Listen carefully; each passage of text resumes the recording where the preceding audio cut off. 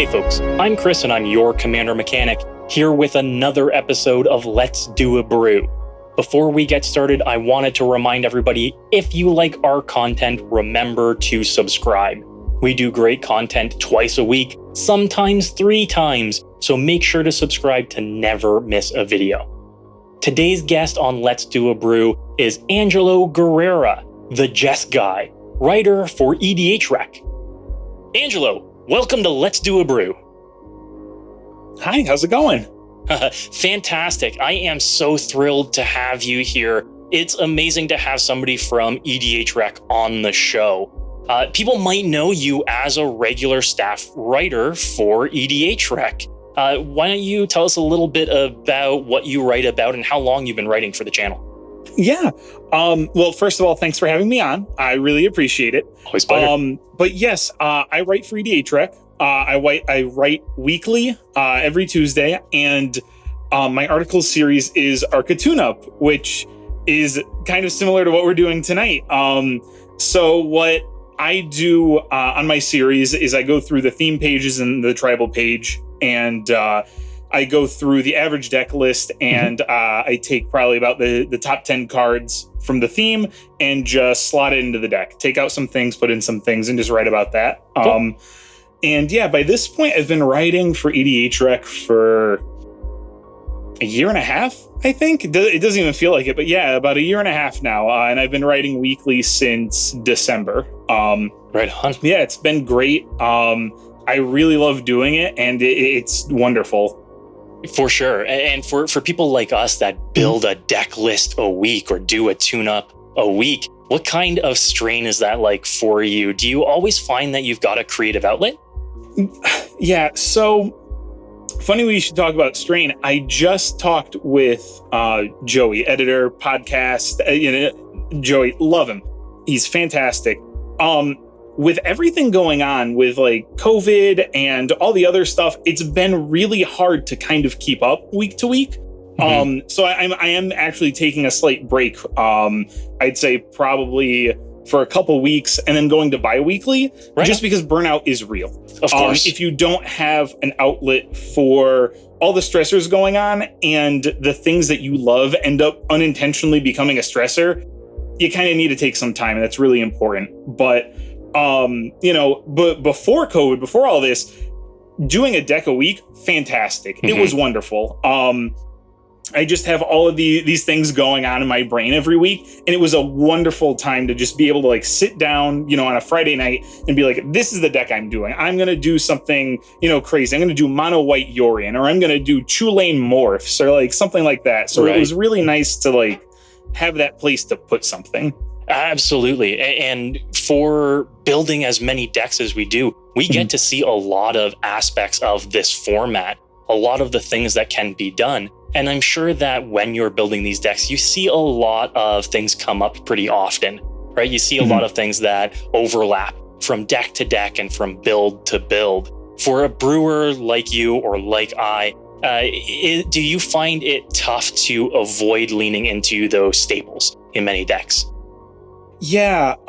So recently, just as an example, I did 2 builds the past month. I did Neith, and I also did Gehiji. And Gehiji was Beast Tribal, and Neith was just, fighting, doing all that fun stuff. And I hate Elder Gargaroth. Hate the design.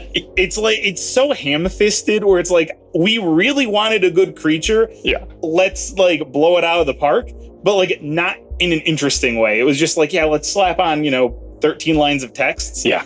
And in both builds, I'm like, I have to put it in because like it's so good, but I really don't want to. Right.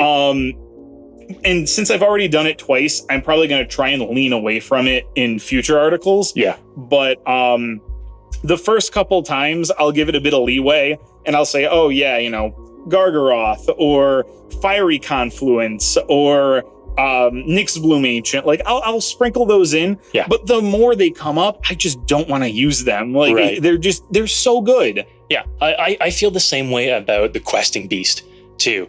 right? Yeah. When you're thinking green and you're thinking creatures and good stuff, why not just jam it in because they decided to put 10 lines of text on it and just give it abilities that nobody thinks it would have too? Like, it's just so good. Why not include it? So I intentionally, just out of spite, leave it out of a lot of lists. It seems like green is having that problem a little bit where they're getting a lot of cards with 14 lines of text. Yeah. That's a conversation for a different day.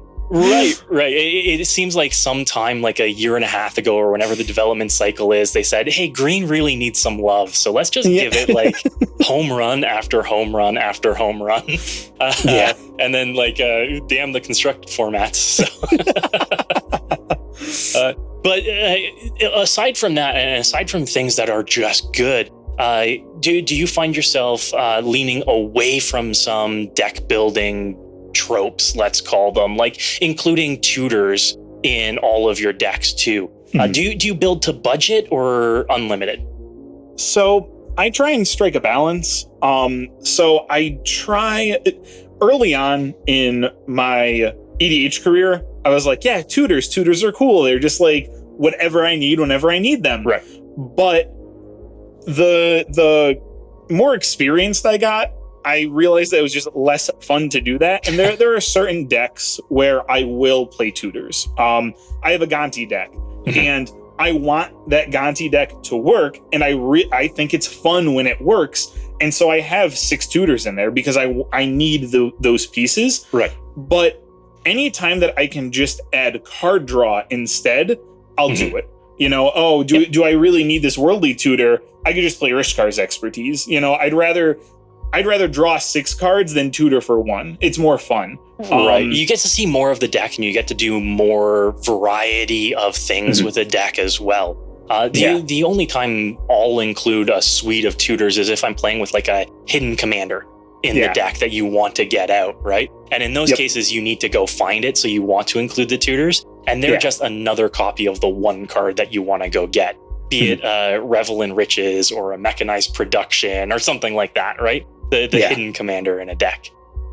When you're building your personal decks, the ones that you play on streams and on other channels, do you follow the same deck building restrictions? So when I build a personal deck, I have kind of like a deck building process that I go through.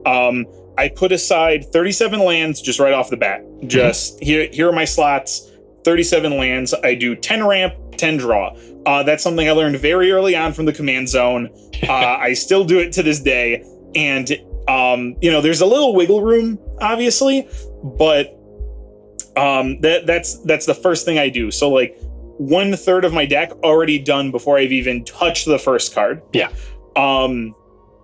Excuse me. But I'm trying to think. So I like I said, I like to draw cards. I really don't try to add tutors because also tutors end up being expensive. And I'm not a budget builder with my article series. Like if I see a Bayou in a deck, I'm just like, I'll just add in a forest. But if the deck needs an expensive card, I'll put it in there. Right. Same thing with my decks. I'm lucky enough that I started playing Return to Ravnica. And from then to now, cards were a bit cheaper back then. And so I picked up a lot of staples. I have a Scarab God deck, and I have an Intuition because I bought Intuition when it was $15. Yeah, exactly. I was playing on Chase Mana Curves' stream, and I'm just playing Scarab God. I'm like, here, Intuition. And they're like, why are you playing an Intuition? And I'm like, how much is that now? And, it was like, I don't know, it might be like $80 or something. Yeah. But, I have 4 Wheel of Fortunes because a Wheel of Fortune was $20 at the time. Right. I have a Locust God deck. I have a Kiki Jiki deck. I have a Vadrock deck. Wheel of Fortune goes in all of those. Yeah. So I think part of it is me being privileged to have gotten into the game when I did. And so I can play expensive cards now. But if I was building from scratch, I wouldn't go for a budget build, but I definitely wouldn't be spending the money on that. You can Absolutely. get the same experience from, if you want a Wheel of Fortune, you could play Reforge the Soul. It's a little more expensive, like mana wise, but you're getting the same effect. It won't be there efficient. There are millions of wheel effects that can do the same thing. And that's what redundancy is about, right? That you have those other options. But an expensive card doesn't make a deck better. It just fits the deck. And if you have it, put it in. But it's far from necessary in a lot of cases, unless you're playing at the highest power level of the format, right? Now, you talked about briefly there a few of the decks that you have personally. There's a little bit of a theme in there.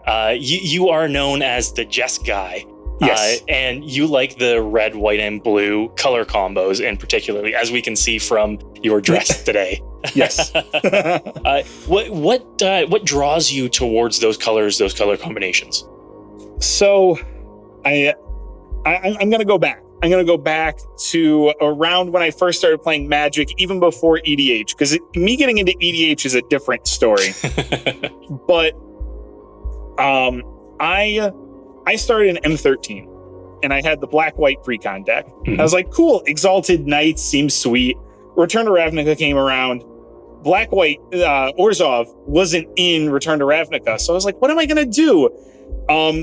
I picked Azorius, because I'm like, oh, that's pretty cool. And as Gatecrash came out, my friend, who happened to be an Izzet mage, was looking at my deck, and he's like, oh, well, you have Supreme Verdict, but you don't really have a way to win the game. Try Assemble the Legion, because it'll just keep going every turn, and if you board wipe, you'll just get tokens. Yes. And that is when I fell in love with Jesguy, with just those two cards, Supreme Verdict, Assemble the Legion, and just that interaction. Have you had that conversation with Shivam? Because when Shivam was on the show, he went on and on about Assemble the Legion. It's one of his favorite cards. It is so good. I have my foil one still from Gatecrash. Very nice. It is one of my favorite cards. It is so fun. Yeah. But yeah, so that's really what got me into playing around with Jesguy. I consider myself more of a control player, because you can lean into different facets. You can go with the spell slinger route. You can go with the aggressive route, tempo. I like playing control. I like using red, for the lightning bolts as removal, not damage. I like using the lightning helixes as removal, not damage. Right. Modern players right now are shaking their head at you. I'm sorry, what? I said modern players right now are shaking their head at you. Yeah, I played Jesguy in Modern. Well, I also play Eldrazi Tron in Modern. Shh, don't tell anyone. No. Trust me, we're on the same page. But I love playing Jesguy in every format that I can. In Standard, on Arena, whenever there's a Jesguy deck, I just waste all my wild cards, and I do it because it's fun. Jesguy cycling in Ikoria, I was so stoked when I found out about that. Yes. I was so lucky because, Dana and Joey and Matt, they obviously know that I like Jesguy, and so they got preview cards for the Jesguy deck. And they were like, yeah, we should probably let Angelo write about this. And so they let me know. And I'm like, wait, Jesguy's getting like a cycling deck? Does that mean like cycling is coming back in Ikoria? And it was so I loved it. It was so fun. No, that's fantastic. And it's always great when you get new goodies for some of your favorite stuff, right? Yeah. As a player, it's exciting because we live in a time where for our format, we're getting more and more cards made specifically for us. And it's just increasing our toolbox exponentially. Yeah. The 2019 specifically was the best year for Jesguy, ever. Yeah. I'm trying to think, when it was 2014, and I found a Zedru precon, and I was like, oh, this is super cool. And I bought it. And since 2014, there was no support for Jesguy, aside from cons, obviously, but who's going to let you play with Narset, Right. And so when Kaikar came out, Kaikar to me is Apex Jesguy design. Oh, yeah. Young Pyromancer and that whole ability kind of a thing, fantastic, A+. And then instead it makes flyers and you can sacrifice them to get mana. Perfect. Right. Yeah. Love it. And then you get C 18, 19. You get C19 with Savine, and I have my qualms with Savine's design and that kind of precon, but it still opened up a lot of space. Absolutely. And then you go to Ikoria and, Core 2020, and like the past, year and a half, you've doubled all of the previous Jesguy commanders and all the wedges. I like Jesguy, but like I also love wedges more than shards. And wedges and enemy colors in general have needed so much more support, and I'm really glad to like see that throughout the past few years. Absolutely. And you touched on C19 and the Savine precon, which brought us great things like Savine's Reclamation. But C19 also brought us the all-star that I can't go an episode without mentioning in Dockside Extortionist. Yes. Which, red staple of the format now. So lots of good tools to play with for Jesguy, the color combination. And you mentioned Kaikar. Kaikar is my competitive commander of choice. So I play Kaikar in high power level commander. It's so my good. Go-to. So Jesguy speaks to me on a personal level at some places too. What I really like about Kaikar is just you have that ability to play super competitive. You can play CEDH Kaikar. Yes. Or you could do what I was doing and just, Kaikar flyers. I'm just going to, stock my deck full of, 1/1 dorks and play Bident of Thassa. Stop me. Absolutely. You go with kind of a pivot on the EDHRec flying man tactic where you get all of that coastal piracy, reconnaissance mission, Bident of Thassa, where your little 1/1 dorks are now drawing you 3 cards whenever they get through, right? Yeah, it's so fun. Yeah, and that brings us to some of the variety of commanders like this. You can build them in so many different ways, be it at more lower power, where you can do Spirit Tribal, or you can do Flying Tribal in Jesguy colors, or the higher power level where you've got Kaikar Storm and you've got Divergent Kaikar and decks like that. It just shows you the diversity of some of the resources that we're getting as commander players from Wizards recently. It's great to see. Sorry, what? Well, I was going to say deck builders like us love to see those kind of things. The commanders that you can have multiple takes on.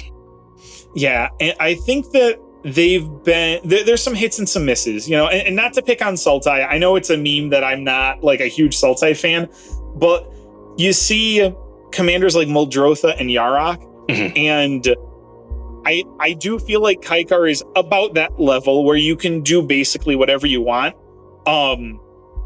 But, there's a good side of, you can have, 1/1 counters Muldrotha. You can have Graveyard Muldrotha. You could have Elementals Muldrotha or Yarok.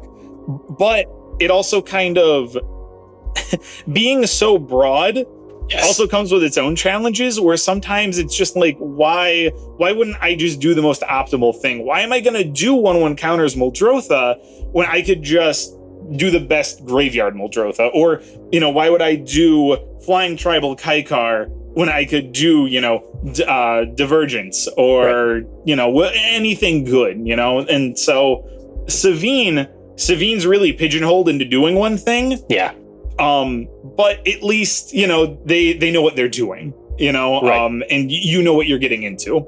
Yeah, same thing with the recent Gavi Nest Warden, right? Yes. Printed to do one thing and one thing in particular, right? Yeah. And it's fine. It's fine if you want to do that one thing. There's kind of a clear choice for the commander for it. And I like that. I like the narrower commanders better than the kitchen sink commanders. And I recently released a video about card evaluations, and specifically the value floor on cards versus the value ceiling on cards. Yep. And a lot of the Sultai commanders, your overall value floor on your cards is much, much higher than if you want to build into a specific theme like Flying Tribal or Cycling, where the value floor on your cards is a little bit lower, but the ceiling on them is a lot higher.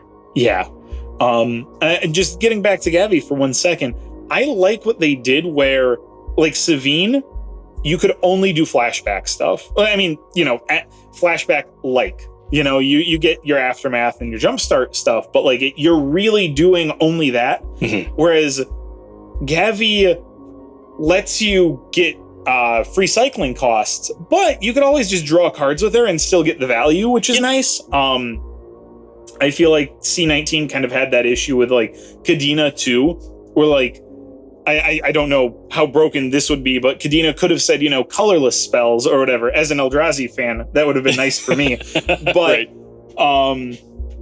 but yeah, I feel like they're doing a better job at making them not so pigeonholed. They're kind of useless outside of other things. Mhm. But I do think you're correct, where a lot of Sultai, or at the very least Green Blue X, a lot of the time have a much higher value floor. Right. And kind of like we mentioned when we were talking about green getting all of the goodies, getting the Simic colors where just everything that they have is just good. Like it's just amazing on its own. You don't have to build around synergies, right? Yeah, like Tatiovas and Uros, right? Think of something like Tatiova. How many decks are led by Tatiova?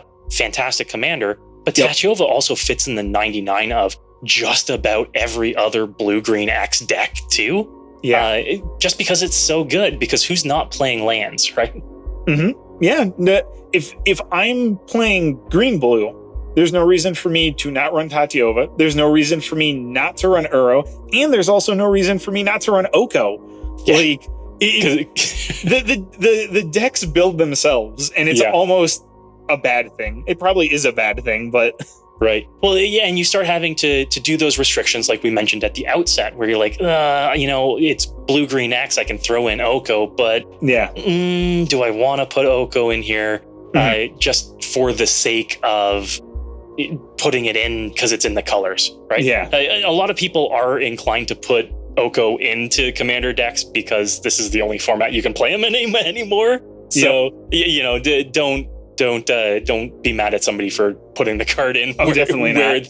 They have to put it. So. Yeah, I only have one green-blue deck, and that's it's an Enchantress deck. It's Bant. But if I had a different green-blue deck, Oko would definitely be going in. Of course. Guys, I'm just going to make food. Don't worry about it. and nobody believes you as they wait for you to elk their commander.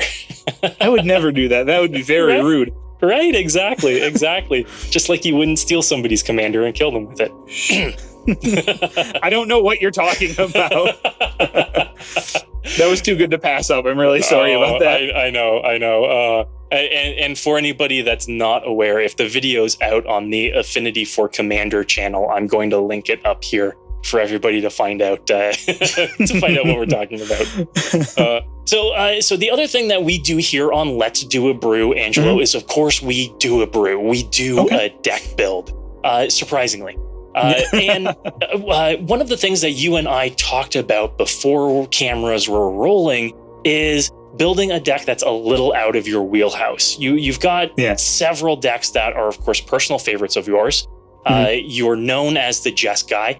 But let's build something that's maybe in those Sultai colors for you. Let's get you out of that comfort zone. And as a devoted Golgari player, I want you to take a walk on the dark side for a little bit. Sounds good. I don't get my hands dirty enough, so. well, that's all about what Golgari is. You want to dig around in the graveyard. Right? Yeah. So let's add blue into that. And you mentioned a few of the Sultai commanders that you wanted to lean away from, the Yarroks and the Muldrothas. So let's take a look at something that's versatile, but has a very clear theme in mind. Why don't we take a look at Sidisi, Brood Tyrant, as our build for today? Yes, I'm a big fan of zombies. That along with like the Exalted and the Jesguy stuff was like the first tribe that I did was zombies. So it's nice to dip my toes back into something I'm familiar with. Nice. And since you got into Magic again around Return to Ravnica, coming off of the back of Innistrad block, you had a lot of zombies to play with. Yes, 100%. It's part of the reason why I have an Innistrad cube is because I'm just right off the back of Innistrad. It was very formative to me as a Magic player. Absolutely. So that's fantastic. So why don't we kind of build a Sidisi deck around that zombie theme? A zombie deck without a zombie commander to it, which kind of seems the way that Wizards wants to lean with these kind of things, because we've got great cards like Gisa and Geralf, who is a blue-black Dimir, but being human, has to deal with self-mill and zombies, which feed right into some of the things that we want to do with Sidisi. And before we get too much further, I do want to remind everybody that I've got a picture of Sidisi down here as well. Sidisi is a self-mill zombie token generator. When she comes into play or attacks, you put cards from your library into your graveyard, and if one or more of those cards was a creature, you make a 2/2 zombie token. So great synergy with self-mill, and it's a commander that you want to be either recasting often or attacking with every turn to get value off of that self-mill. Right? Yeah. So with that, we want to include some zombie synergies, and we want to include some self-mill. One of my favorite cards for this strategy is the newly reprinted Mesmeric Orb. And Mesmeric Orb mills everybody whenever they untap a permanent, which is great because, you love seeing somebody's bomb ripped off the top when they've got a mill.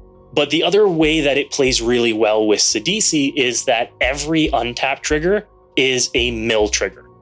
So Sidisi says if you mill one or more creatures, you make one token. So if you mill 20 cards, if one of them was a creature, you only make one token.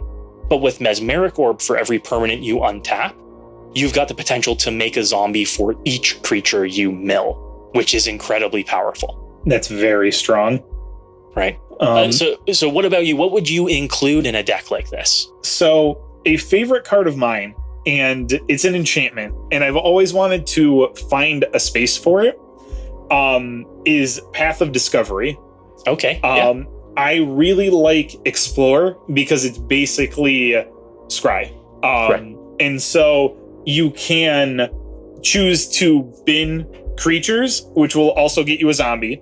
You can make your zombies bigger when they enter, so you can kind of almost chain your zombies, or you can just get your lands into your hand. That way you're just smoothing out your deck and making sure that, you can play your things later.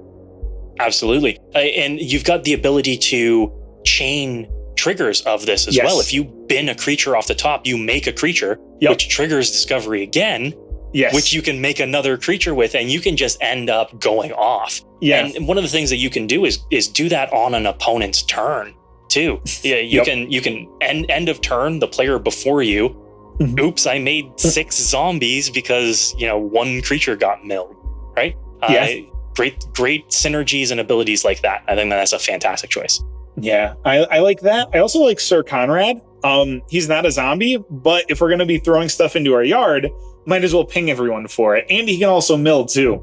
Yes. It mills everybody, which, like I said, it's always satisfying to rip an opponent's bomb off the top and then deal damage to them for it too. That's always fun. And one of the cards that I like to pair with Sir Conrad, which is great in this if we've got a self-mill strategy, is Living Death. Because that is a big Conrad bomb, but also brings back everything that you've milled to the battlefield. A great way to recover from a board wipe, or if you've got a sack outlet, sacking everything, then popping a Living Death is a great way to surprise. I've got everything from my yard back on the battlefield. It's so good. It's so good. You can just nuke the table and you say, hey, I'm back in the game. Absolutely. And there are some good ways to be able to do that in these colors too, to nuke the table, to do board control. If you've got disposable creatures like zombie tokens that you're creating, you can have staples like Grave Pact or Dictate of Erebos, so that you can turn every one of those zombies that you get rid of or chump block with or gets blocked into removal. You're having each of your opponents sacrifice a creature every time one of your disposable little zombies goes to the yard. Yeah, I do think so. I love Grave Pact. I love Dictate.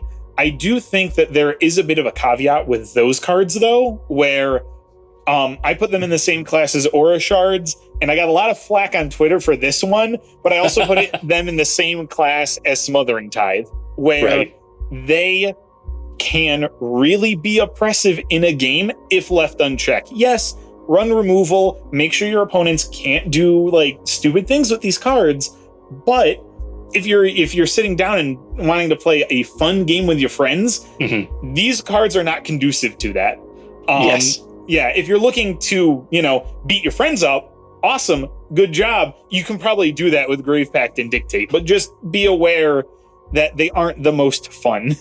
Right. Make sure that you're building a deck that's at the power level where you want to include those things, because once you get into a position where you can just lock down the board because you're making more creatures and more tokens than your opponents can play out, and they can't get removal, then you're really in a position where you've created an unfun game. Yes. And nobody wants to play an unfun game. No, definitely not. I like Armageddon, and I like Cyclonic Rift, but only when they're used properly and responsibly. If I have a Jeru deck, if I have 4 walkers on the board and I go Wrath of God, Armageddon, do you guys want to keep playing? If not, I'll win in 4 turns. It's there, Rift responsibly. Yeah, I got stuck in a game once with Jeremy Knoll, who was recurring a Cyclonic Rift every turn. Jeez. So he would let us try and play out our hands, recur a Cyclonic Rift. Let us play out our hands, recur a Cyclonic Rift, and Rift. And at that point, it gets a little daunting where he's still building up his board presence while doing that. So, I think that Rift is one of those cards where you do it if you can immediately win the game kind of thing. Otherwise, it gets really oppressive and it gets really dangerous. You want to overload a Rift to stop yourself from losing or to ensure you can win. There's really no middle ground in there. Definitely not. So I want to go off on a little bit of a tangent here, as we are wont to do on the show. You mentioned your feelings about Smothering Tithe.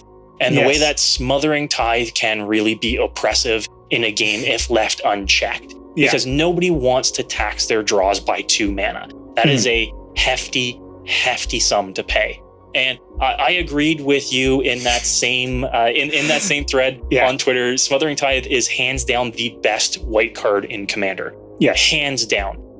Because all it takes is one person to say, I don't mind if you get extra mana. To completely snowball the game out of control.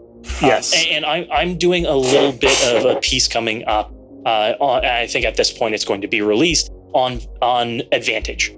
What is Advantage? And Smothering Tithe, much like Rhystic Study, or much like Grave Pact, is an advantage engine where you have a resource that gets out of control because it is reactive. It depends on what your opponents are doing. There's only one of you, but there are 3 opponents. And when you have something that depends on your opponents, it is 3 times as likely to happen, generating potentially 3 times as much advantage for you.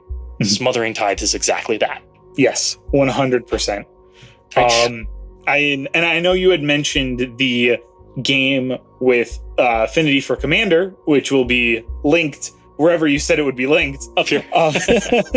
But in that game, I had Smothering Tithe. And, what prompted me, just as some background, to make the post was a game that I had on Chase's channel, Mana Curves, with Kristen Emily. Fantastic. Both of them great. Love them.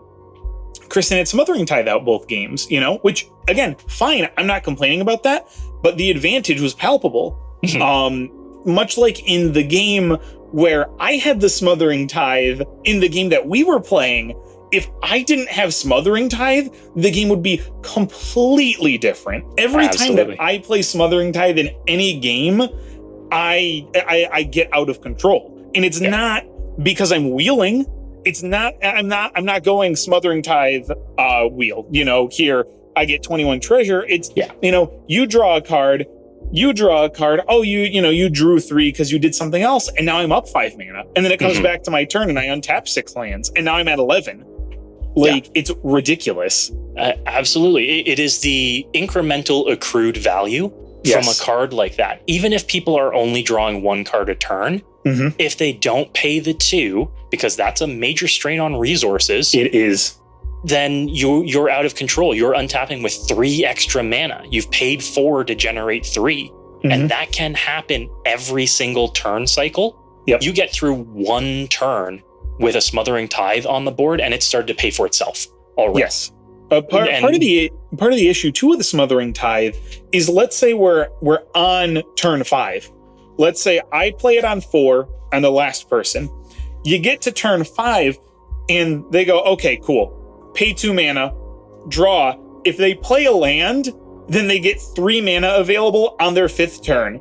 Yeah. Same thing happens for the next player. Same thing happens for the next player. If they're getting all of their land drops, everyone at the table, aside from the Smothering Tithe player, is behind by 2 turns. And the Smothering Tithe player, even if they don't get any treasure, didn't lose anything. Yeah. Everyone's behind just to keep them at parity. Absolutely. It is like paying 4 mana to destroy 2 lands from each opponent. Right? Yeah. And being able to set everybody back 2 turns like that, even if you're at a table where somebody says, I'm going to pay the 2 when I draw my card, that advantage is great. And I'm not saying that white doesn't need that kind of advantage. White needs the love. I think we're all on the same page there. But that is a banger of a card. It really is. 100%. I'd like to see white get more in that wheelhouse in the reactive, the benefit from taxing. Yes. And we saw that in Mangara the Diplomat too. That's taxing opponents' behavior. And I like that. I've been bugging Gavin Verhey, when are we getting a white shifted Rhystic Study? Yes. Because if it were printed nowadays, it would 100% be white. It wouldn't be blue. Nope. I completely agree. And that was another thing on the Twitter thread too, was, people are like, oh, well, white gets a good card. Now you're complaining about white. So, no. So I'm not complaining about white. I'm worried.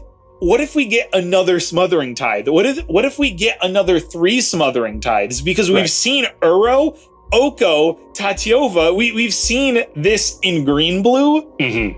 What if we get, don't get me wrong, I want white to be good, but I don't want people to roll their eyes when I play a white deck. When someone plays a green blue deck, I roll my eyes. Absolutely. That's a fantastic point. At this point, no doubt Wizards has seen the reaction to Smothering Tithe and people loving it and saying white needs more of this. So they already have in the queue right now the next year and a half worth of cards. Who knows if something coming out is going to be the next Smothering Tithe for white. And the last thing that we need is white to get predictive like that. Like we mentioned with deck building with green and blue, you just want to include those cards because they're the best cards, because the value floor on them is so high. When are we going to reach the point where white has a value floor that's so high that you start off a white deck and you already have 7 slots taken up because there are 7 auto includes in there, right? So enough on that tangent. I know you and I could probably go on for another half hour about this, but let's circle back to our Sidisi Brood Tyrant build. So we've got a few outlets for some self-mill in here. I want to talk some graveyard synergy now. What do we want to be putting into the yard that's going to get us the most benefit? Be it creature, land, or non-creature. Any ideas from your end? So we had mentioned that this is outside of my wheelhouse. And so right off the top of my head, I don't really have anything, honestly. I'm looking at these cards, I see Bird of Paradise and I'm like, I don't know. That's not the kind of card I would like to play, but I also know that it's probably good in this deck because it could also be a zombie. I see Crypt Breaker, love Crypt Breaker, probably goes great in this deck. Absolutely. Maybe a Acidic Slime or Whisper, Blood Liturgist. You've got more than enough sacrifice fodder for a Whisper to pull something out of the yard too. Which means that we want some bombs that we're putting into the yard. Not only do we want to rely on Sidisi's self-mill, but Sidisi does say whenever a creature card is put into your graveyard from your library, meaning we can include things like Entomb or Buried Alive, which put creatures into our yard. Intuition. So we've got something to reanimate. Sorry? Intuition as well. Right, absolutely. Like we mentioned, a great way to do that too, to bin something. There's also cards like Final Parting, which get you a card to hand and a card to your yard. So that's a way to put something in the yard and grab something to reanimate it with. Jared's Orders. That's another one. Gravebreaker Lamia. Gravebreaker Lamia, a new favorite of mine too, especially if you've got things with flashback or unearth, ways to pull them out of the yard, because ways that you can cast things out of the yard is discounted with a Gravebreaker Lamia. So all good options there, absolutely. One of my favorite creatures to put into the yard, especially in a deck where we kind of want to go wide with zombie tokens, is a Wonder. And Wonder, of course, is if it's in your yard and you control an island, gives all your creatures flying, which in Commander is basically your creatures are unblockable. So that's a great one to include too. That's something that I would personally wait until I've amassed some zombies and then use something like an Entomb to put into the yard and be able to Alpha Strike. Speaking of Alpha Strikes, 2 cards. One that I really like is why can't I remember it now? +1/+1 Infect Trample.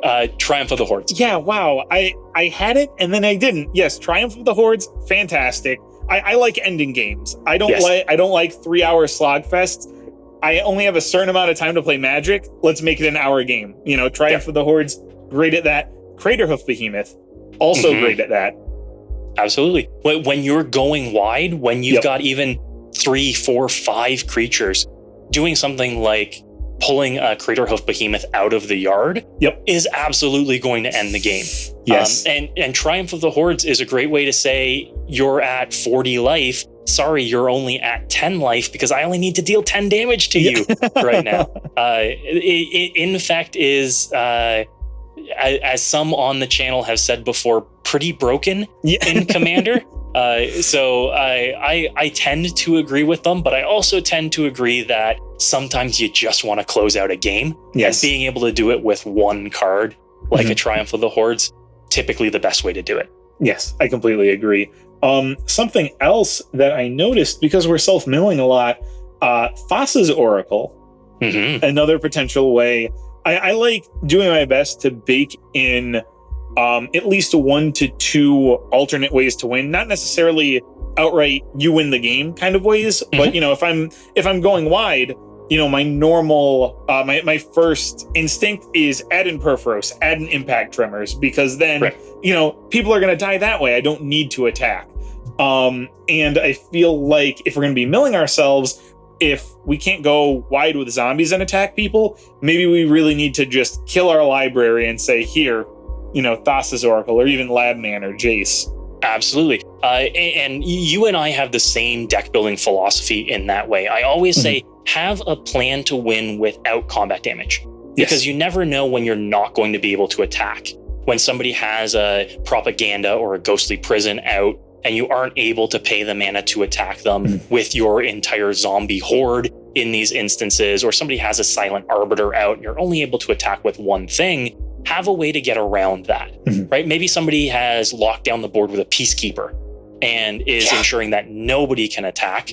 Make sure that you've got a way to win that disregards your opponents, kind of that uninteractive way to win, so that you've got an out. And if we're doing that, if we're including something like a Thassa's Oracle or a Jace Wielder of Mysteries or a Labman in the deck, because we're doing so much milling, we have a Mesmeric Orb in the deck already. Include something like a Basalt Monolith or a Pheto Alchemist. Because which one's that one? So a Pheto Alchemist is a creature out of Onslaught, going a few years back, showing my age on this one. It's a creature that taps to untap any other target I think it's artifact or creature. Okay. But it can target itself. So it's not worded like a Fate Stitcher. Okay. That says untap another target creature. Yep.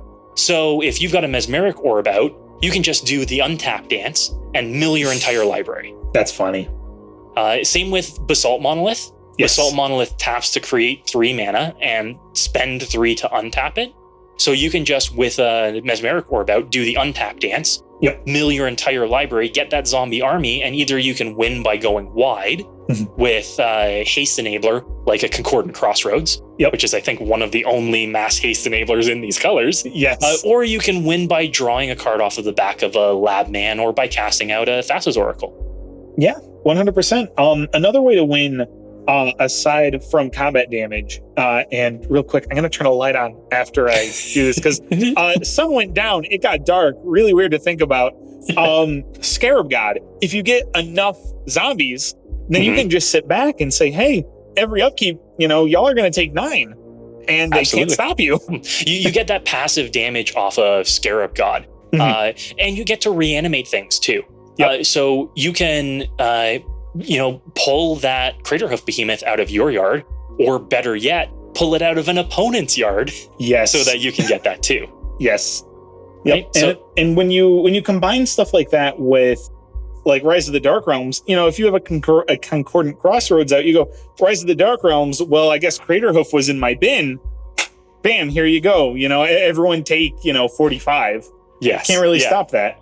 Yeah, all great ways to end out the game, both from a combat standpoint, going wide with an alternate backup of the combo win con with the self-mill. Yes. Everything, that's what you want to be doing. All of that are things that you naturally want to be doing. So including ways to win off of the back of that seems entirely practical from a deck building standpoint. 100%. And I know we're talking a lot about win cons. Part of my own personal deck building strategy because I had mentioned, do the lands, do the draw, do the ramp.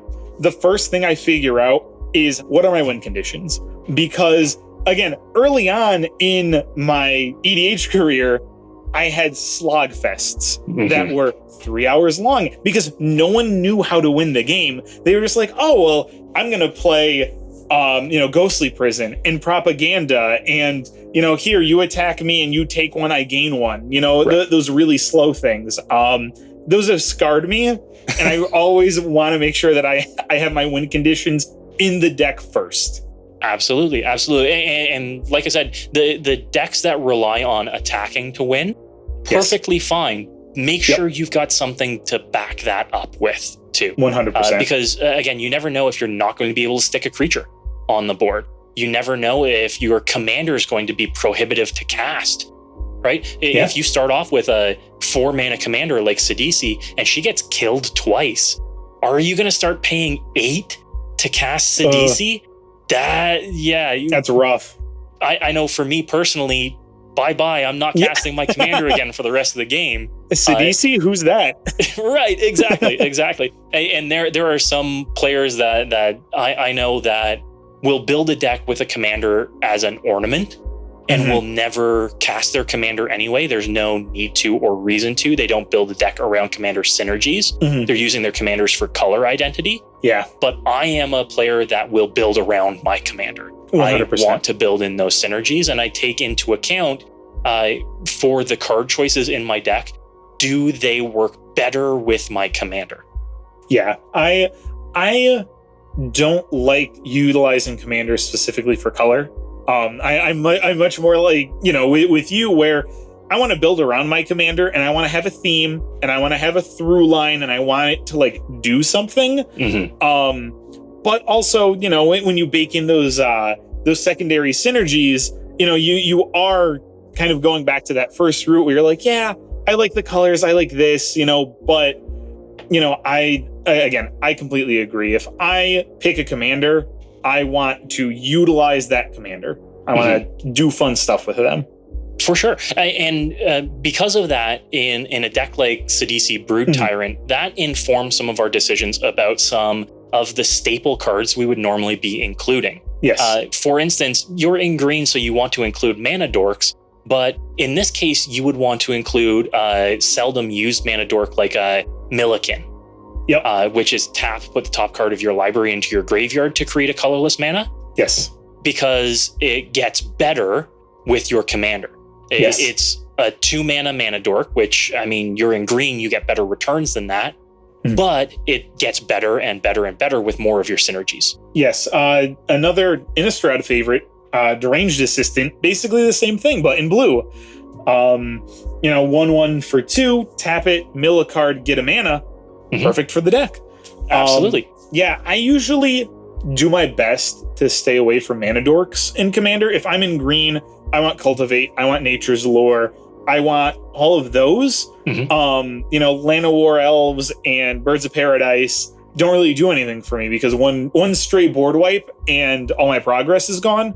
Right. But I think for this deck, we want to prioritize the synergy. So I do think, Milliken and Deranged Assistant, we do want to go that path. I agree.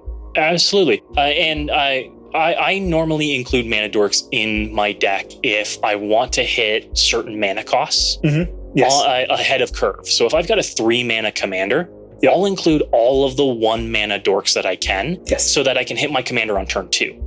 But we've got a 4-mana commander in this instance, so having our ramp at 2 mana is great because it means that we can either do something or not do something on turn 1. We could play a tap land on turn 1 if we need to, a mana creator, mana producer on turn 2, and then on turn 3 we get to cast our commander. So we still get ahead of that curve. Yeah, 100%. I agree. I'm a huge fan of 2-mana ramp, just across the board. And even if we're adding in synergistic mana dorks, I want my signets, all 4 of them. I want Nature's Lore, I want Farseek, all of those, because Sidisi can come out on turn 3 and we can just hit the ground running. Yeah, absolutely. And I am 100% with you. I am known to say, fans of the channel, that you should never play a mana rock that costs more than 2. Yes. We are spoiled for 2 casting cost mana rocks. Yes. There's no need to play a 3-mana rock unless the ceiling on it is astronomically high. Yes, I agree. Sometimes I'll play like a Commander Sphere. My Jesguy decks, I'll do the Rogran Crystal or Jesguy Banner just because. But, most decks, if I'm in a 3-color deck, I almost want to use the diamonds before I use a 3-mana rock most of the time. 100%. I am a Cold Steel Heart man. Yes, I will Steel play Heart a Cold great. Steel Heart over any 3-mana rock any day. Yes. 100%. But I think that we've got a nice little shell for our Sidisi deck here. We've got some good includes. We've paid mind to our curve here. We've got some win cons that include going wide, as well as combo win cons or 2 in here. Are there any other cards that you would include that are just some of your favorites in these colors? Well, I'm trying to think. Favorites in these colors, I am partial to Hogak. Not in modern. But, I appreciate a good beater. And Hogak is that, where I can go, you have a bunch of 4/4s and I can't swing into my 2/2s. Well, here, I'm going to tap them. Here's an 8/8. Deal with it. Oh, you dealt with it? Here it is again. Sometimes we need a battering ram, and I think Hogak is that battering ram for this deck. For sure. Again, sometimes your opponent has a couple of, 2/3s that are going to eat your zombies if you swing in with them. So you need a bigger zombie. And that's where Hogak comes from. Yeah, I know he's an avatar. Calm down in the comments. But he's made of zombies. He counts. Exactly. He's on theme. Yep, 100%. Oh, fantastic. So again, I think that is great. And just before we wrap up and we take a look at the list, Angelo, why don't you remind everybody where we can find your articles, where we can find your socials, and where we can hear more from you? Yes. So I write for EDHRec. My articles come out every Tuesday, or most Tuesdays now, but come out on Tuesdays. And if you want to get in touch with me with anything, I'm active on Twitter at the Jesguy. Almost all the time. Tag me in things. I'm really bad at getting back to DMs usually, so probably don't DM me. Sorry about that. But tag me in things. I can usually keep up with that. But yeah, come hang out and, we can chat about Jesguy or Magic or really whatever. Yeah, why Smothering Tithe is broken. Yes. Please come yell at me for why I don't like Smothering Tithe. Hot take, right? Hot take. Yes, it was a hot take. I honestly wasn't expecting it to be as hot as it was. I think that just by how divisive it was, it shows how hot of a take it was. Yes, 100%. Awesome. So, Angelo, thank you for coming on Let's Do a Brew. I owe you a grudge match coming up soon, so I look forward to us playing again. Please.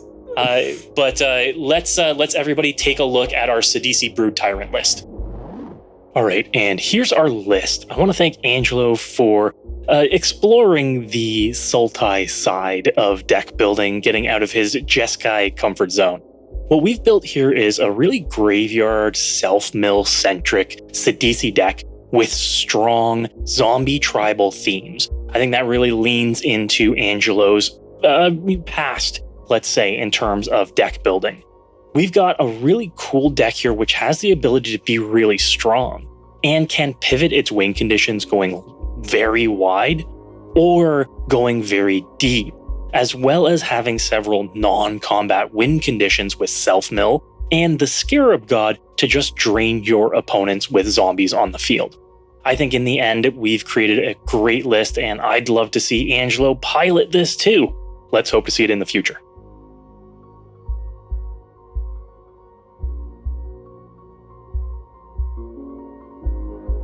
I wanted to thank Angelo for coming on today's episode and for exploring outside of his comfort zone a little bit. I think we put together a pretty sweet brew, and I hope that you like it too. Check the description for the full deck list. If you want to request a guest for Let's Do a Brew, make sure to comment below. I read each and every one of your suggestions personally. Thanks for watching, folks, and until next time, good luck and have fun.